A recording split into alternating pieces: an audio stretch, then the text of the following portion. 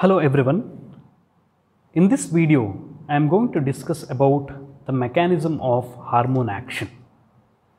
So if the hormone has to exert its effect, it has to first bind to a receptor. The receptor for a hormone can be on the cell membrane, especially for the protein hormones, the peptide and the amine hormones. Or it may be intracellular. So it may be either in the cytoplasm for the steroid hormones, or it may be intranuclear for the thyroid hormones. Generally, the mechanism of the hormone action can be categorized into two important types. Number one, transduction mechanism. Number two, transcription mechanism or gene transcription mechanism. So the transduction mechanism is utilized by the protein, peptide and the amine hormones, whereas the gene transcription mechanism is utilized by the steroid and the thyroid hormones.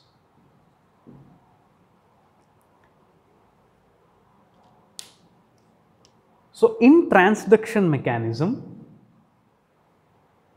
we do have a cell membrane.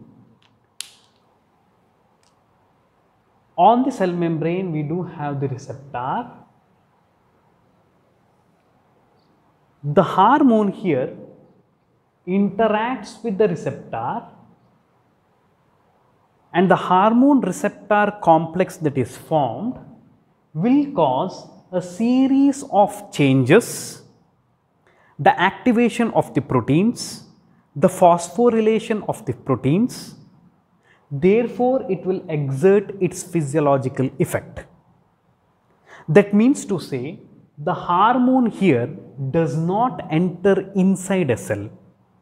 The binding causes a transduction, a signal transduction process which causes its effect.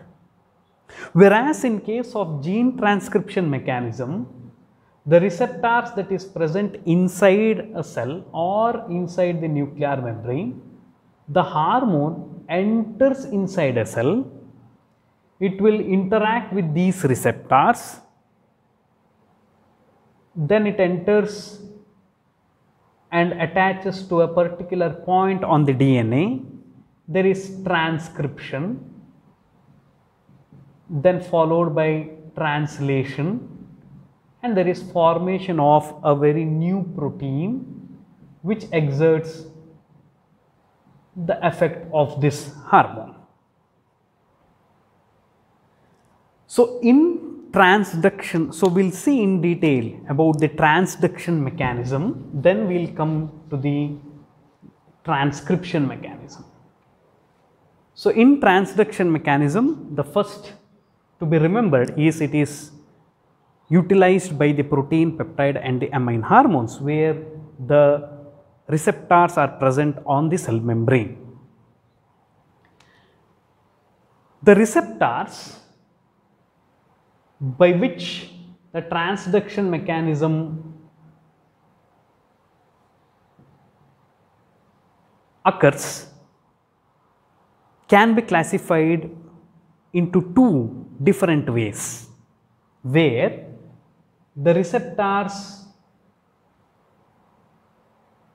which is classified as GPCR, or the hormone uses the G proteins, or the receptors may be catalytic receptors. Catalytic receptors.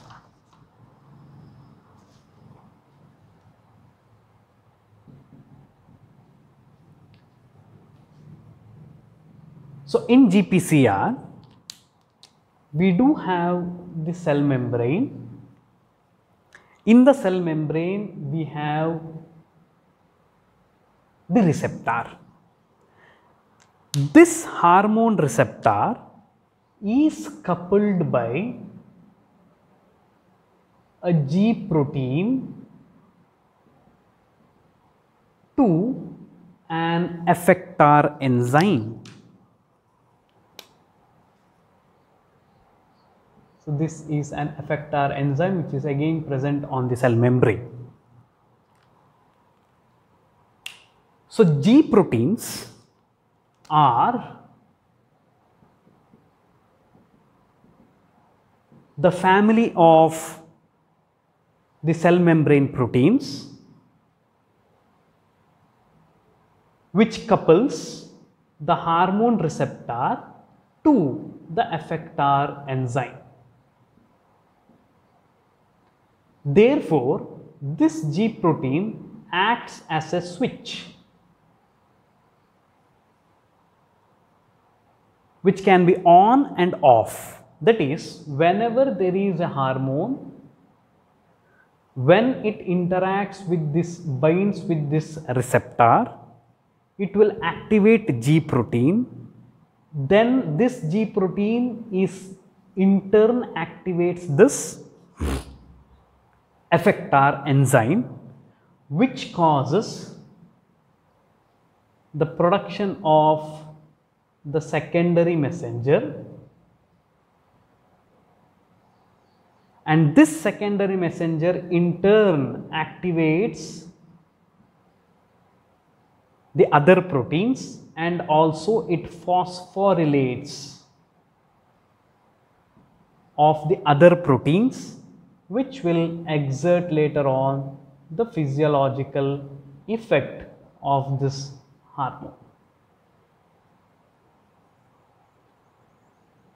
This is called as G protein because it is attached to the guanosine.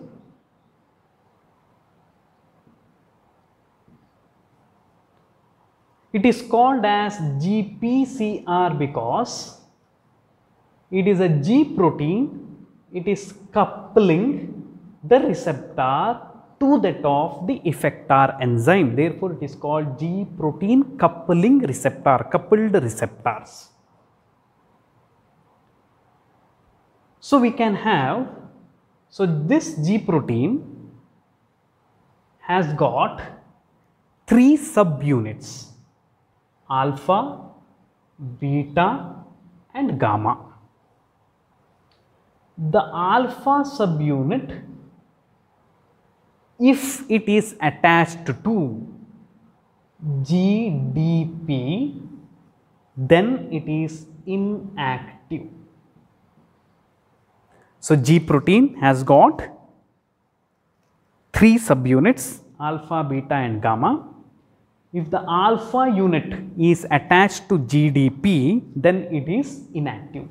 If at all this G protein, the alpha subunit of the G protein is attached to GTP, then it is active form. So whenever the hormone interacts with the G protein receptors, the GDP is replaced by GTP, which makes it active. So we can also have the classification like GI receptors. Here I stands for inhibitory. GS, here GS stands for stimulatory. Or it can also be having GQ type of receptors, or it may be G11 or 12 type of the receptors. So whatever it may be, in general, the protein, peptide or amine hormones can utilize, or it can act via G protein receptors or catalytic receptors. So whenever they are acting via GPCR receptors, so what is GPCR? It is G protein coupled receptors. That is, we do have a G protein which actually connects, or it couples the receptor to that of the effector enzyme. Therefore, it acts as a switch, either it can be off or on. So, this has 3 subunits alpha, beta, gamma. So, the alpha subunit, if it is attached to GDP, then it is inactive. If it is active, it is attached to GTP. So, whenever the hormone interacts with this GPCR, it activates an enzyme that is present on the cell membrane, which is called as an effector enzyme. Whenever it is activated, it forms or it catalyzes the reaction to form a secondary messenger. This secondary messenger in turn causes the activation and phosphorylation of the proteins, which exerts the physiological effect of this hormone. So, here this hormone is referred to be as the first or primary messenger. The primary messenger exerts its effect via the secondary messengers. Whereas in case of catalytic receptors, we do have the cell membrane, we have the receptor. This receptor's intracellular domain has got the enzyme activity itself.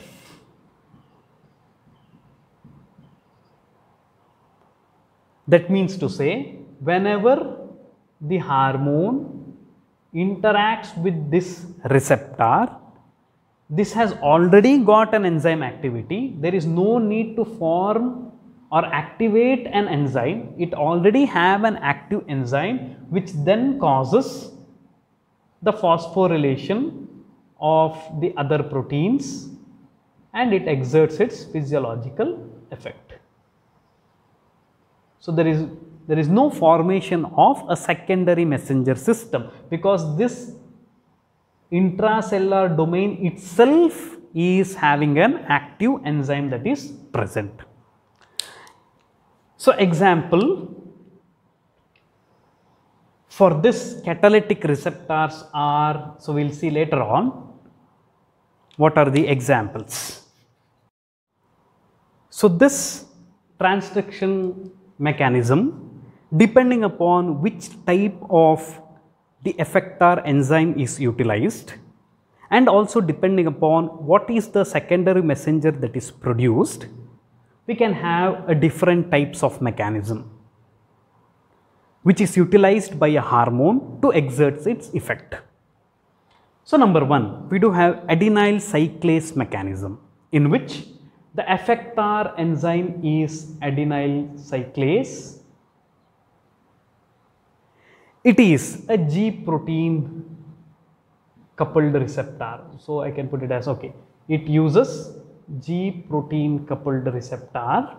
So, either it can be G stimulatory or G inhibitory type of a receptor. The effector enzyme is adenyl cyclase.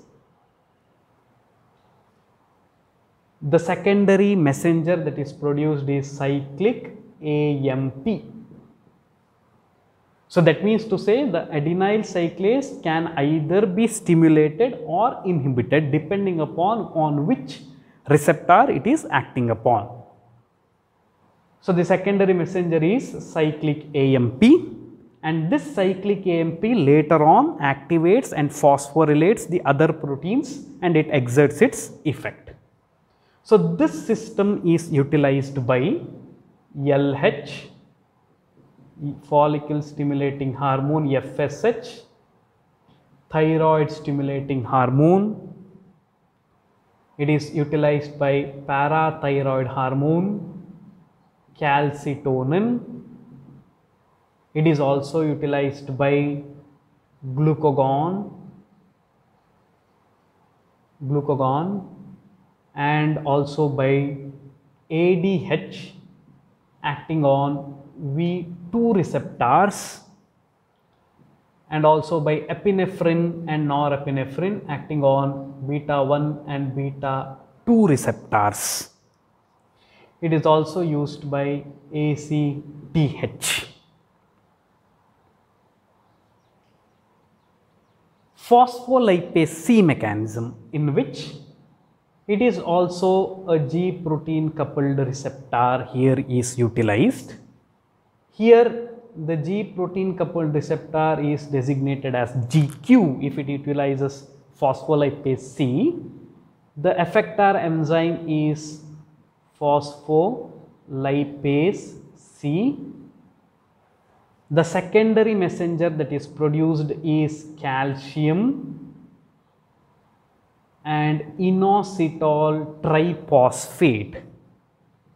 Inositol triphosphate, and this is utilized by GnRH, GHRH, growth hormone releasing hormone, thyroid releasing hormone, ADH mainly when it is acting on V1 receptors, oxytocin, and epinephrine and norepinephrine acting on alpha receptors, angiotensin 2, angiotensin 2. So guanylyl cyclase mechanism, this is a catalytic receptor.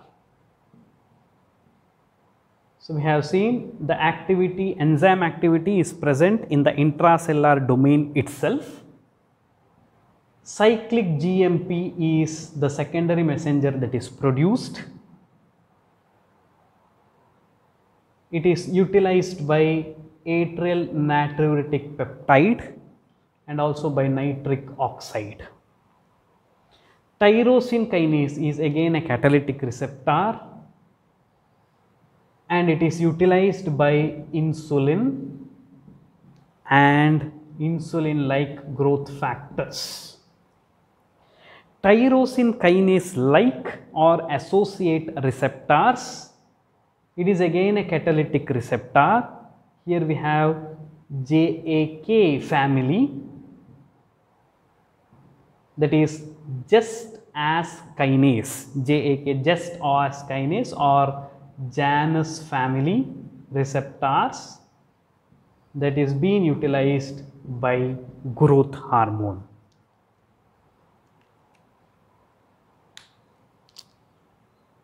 So now we will see how the adenyl cyclase mechanism works. So we do have a receptor. So this is a cell membrane. We have the receptors on the cell membrane. It is a G protein coupled receptor. So here we do have a G protein which has got 3 subunit alpha, beta and gamma, and the alpha subunit is attached to GDP. Now this is in inactive state. Inactive state means we have alpha subunit attached to GDP and we have a receptor and the adenyl cyclase enzyme which is inactive. Now whenever the hormone sits or it binds to the receptor, there is activation of this G protein. So what do you mean by activated G protein? So this alpha subunit gets attached to GTP. The GDP is disassociated and it is attached with a GTP. This is number 1, A. B, whenever it is attached to GTP, the alpha subunits separates from beta and gamma. So we have the separation of alpha subunit which is attached to GTP. So these two things happens whenever a hormone interacts with the receptor. One, there is disassociation of the GTP and association of GTP to the alpha subunit, and the alpha subunit separates from beta and gamma, and now it is called alpha complex, GTP complex. Then it is said to be active. So this active that is alpha GTP complex activates the adenyl cyclase enzyme, which is again present on the cell membrane. So it binds to the adenyl cyclase and it activates it. So this activated adenyl cyclase catalyzes the reaction in which the ATP forms the cyclic AMP. So here the cyclic AMP is the secondary messenger. The conversion of ATP to cyclic AMP is catalyzed by active adenyl cyclase, which is in turn activated by alpha GTP complex, which is separated from the G protein because of the attachment of GTP, again because of the interaction of the hormone to the receptor. So this cyclic AMP by series of steps activates protein kinase A. So this then phosphorylates the proteins which will exert their effect.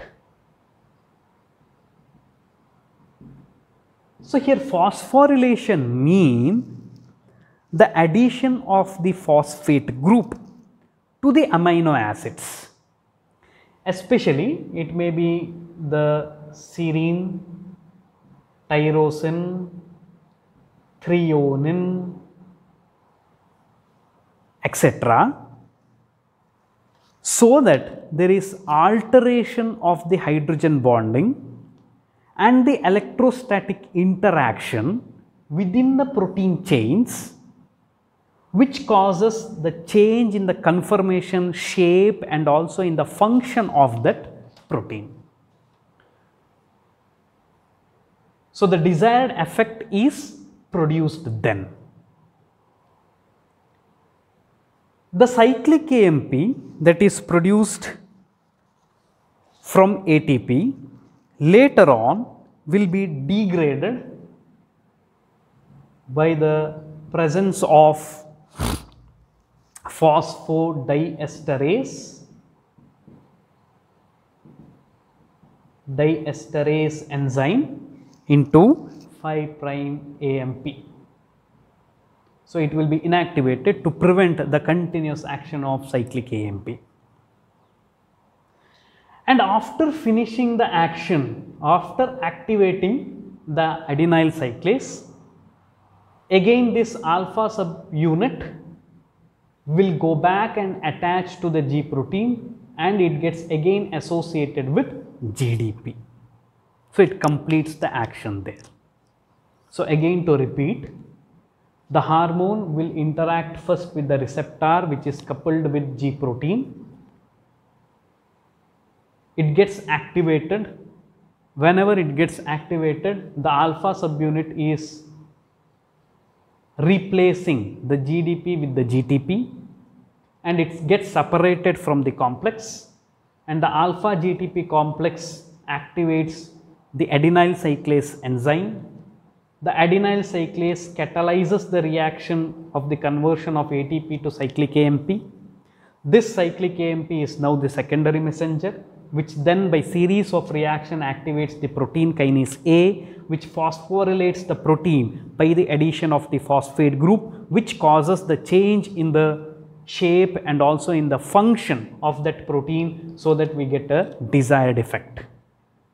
The cyclic AMP later on is degraded by phosphodiesterase. The alpha subunit attaches back to the GDP, to the G protein, where it is attached to GDP, which remain as an inactive form. Now we will see how the phospholipase C mechanism occurs. So before the hormone interaction, we do have a receptor which is coupled with G protein, and the effector enzyme is phospholipase C. Now it is in inactive form. So whenever a hormone interacts with this protein, so we have GQ, which is the G protein referred to as, has got an alpha, beta and gamma subunit attached to GTP. Now it is in inactive form. So whenever the hormone attaches, the alpha subunit is replaced by GTP instead of GDP, that is A, B, this alpha subunit separates. So we have alpha Q that has been written to say it is GQ protein. So alpha Q GTP or alpha GTP separates from this complex, and this will activate an enzyme phospholipase C that is present on the cell membrane. The activated phospholipase C catalyzes the reaction which inositol phosphatidyl inositol diphosphate will form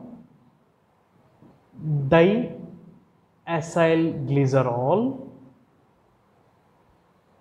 and inositol triphosphate. The formation of diacylglycerol and inositol triphosphate from phosphatidyl inositol diphosphate is catalyzed by phospholipase C. This inositol triphosphate causes the release of calcium from the stores inside the cell, that is from the endoplasmic reticulum or sarcoplasmic reticulum. Therefore, the concentration of the calcium inside the cell increases.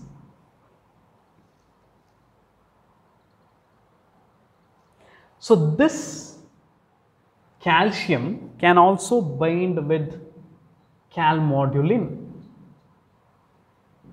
So this calcium calmodulin complex along with diacylglycerol activates protein kinase C, which will then phosphorylate the proteins, and we get a desired effect of the hormone. So again, to repeat, in case of phospholipase C is activated by the activation of G protein, which in turn is activated by the hormone receptor interaction. So the activation of phospholipase C catalyzes the reaction in the formation of diacylglycerol and inositol triphosphate by phosphatidyl inositol 4,5 diphosphate into diacylglycerol and inositol triphosphate. This inositol triphosphate causes the release of calcium from the intracellular storages, that is in the endoplasmic reticulum. So this calcium, calmodulin and diacylglycerol activates the protein kinase C, which then phosphorylates a different proteins, which causes the desired effect. To see the mechanism of steroid hormone, so we have seen in the very first introduction that it exerts its effect via the gene transcription mechanism. So the receptors for the steroid hormone is present in the cytoplasm. So without the interaction, it is in an inactive state, or it is also referred to be as non-transformed state of the receptor. So the hormone can easily enter inside the cell, it can diffuse inside the cell. So this hormone binds to the hormone binding domain of the receptor, which is also referred to be as E domain, where the hormone binds to. So we do have another domain on this receptor called C domain or DNA binding domain, which is characterized by 2 zinc fingers which attaches to the DNA. So once the hormone attaches to the E domain or hormone binding domain of the receptor, it enters inside the nucleus, and through the C domain, this will attach to a specific DNA sequence that is present on the 5' end. So this specific DNA sequence is referred to be as the hormone receptor elements,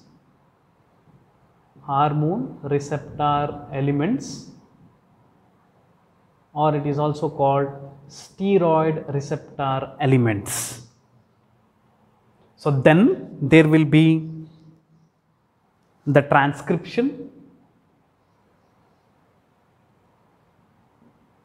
formation of mRNA which comes out of the nucleus, then there is translation process,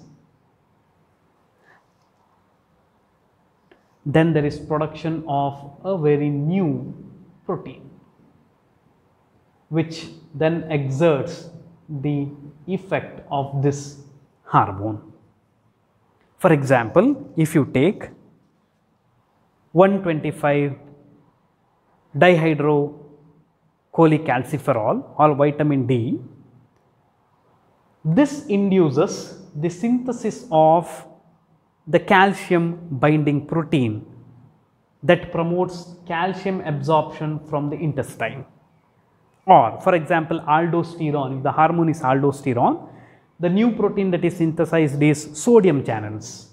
For example, we know the aldosterone will act on the principal cells which helps in sodium reabsorption. So whenever the aldosterone acts here, it forms a new protein, that is, it forms a sodium channel through which the sodium can be reabsorbed.